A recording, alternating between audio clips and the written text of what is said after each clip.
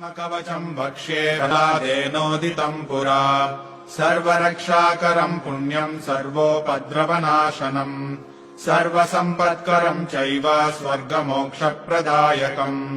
ध्यात्वा नृसिंहम् देवेशम् हेमसिंहासनस्थितम् विवृतास्यम् त्रिनयनम् शरदिन्दुसमप्रभम् लक्ष्म्यालिङ्गितवामाङ्गम् विभूतिभिरुपाश्रितम् चतुर्भुजम् कोमलाङ्गम् स्वर्णकुण्डलशोभितम्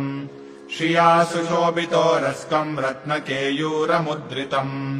तप्तकाञ्चनसङ्काशम् पीतनिर्मलवाससम् इन्द्रादिसुरमौलिष्टः स्फुरन्माणिक्यदीप्तिभिः विराजितपदद्वन्द्वम् शङ्खचक्रादिहेतिभिः गरुत्मता च विनयात् स्तूयमानम् मुदान्वितम् स्वहृत्कमलसंवासम् कृत्वा तु कवचम् पठे नृसिंहो मे शिरः पातु लोकरक्षात्मसम्भवः सर्वगोपीस्तम्भवासः पालम् मे रक्षतु ध्वनिम् नृसिंहो मे दृशौ पातु सोमसूर्याग्निलोचनः स्मृतिम् मे पातु हरी मुनिवर्या स्तुतिप्रियः नासा मे सिंहनासस्तु मुखम् लक्ष्मीमुखप्रियः सर्वविद्याधिपः पातो नृसिंहो रसनाम् मम वक्त्रम् पात्विन्दुवदनः सदा प्रह्लादवन्दितः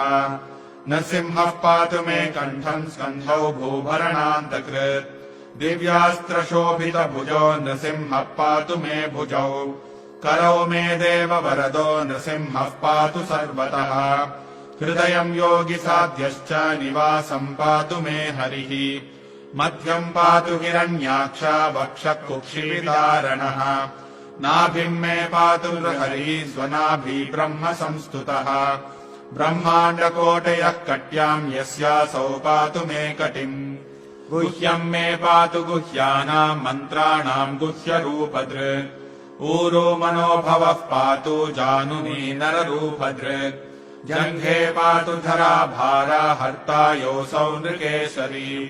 सुरराज्यः प्रदः पातु पादौ मे हरीश्वरः सहस्रशीर्षा पुरुषः पातु मे सर्वशस्तनुम् महोग्रः पूर्वतः पातु महावीराग्रजोऽग्नितः महाविष्णुर्दक्षिणे तु महाज्वालस्तु नैऋतौ पश्चिमे पातु सर्वेशो दिशि मे सर्वतोमुखः नृसिंहः पातु वायव्याम् सौम्या भीषणविग्रहः ईशान्याम् पातु भद्रो मे सर्वमङ्गलदायकः संसारभयतः पातु मृत्योर्मृत्युर्नृकेसरी इदम् नृसिंहकवचम् प्रह्लादमुखमण्डितम् भक्तिमान् यः पठे नित्यम् सर्वपापैः प्रमुच्यते पुत्रवान् धनवान् लोके दीर्घायुरुपजायते यम् यम् कामयते कामम् तम् तम् प्राप्नोत्यसंशयम् सर्वत्र जयमाप्नोति सर्वत्र विजयी भवेत् भूम्यन्तरिक्षदिव्यानाम् ग्रहाणाम् विनिवारणम् वृश्चिकोरगसम्भूत विशापहरणम् परम् ब्रह्मराक्षसयक्षाणाम् दूरोत्सारणकारणम् भूर्जे वा तालपत्रे वा कवचम् लिखितम् शुभम् करमूले धृतम् येन सिद्ध्येयुः कर्म सिद्धयः देवासुरमनुष्येषु स्वम् स्वम् एव जयम् लभेत् एकसन्ध्यम् त्रिसन्ध्यम् वा यः पठे नियतो नरः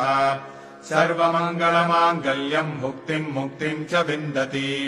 32,000 पठे शुद्धात्मभिर्नृभिः कवचस्यास्य मन्त्रस्य मन्त्रसिद्धिः प्रजायते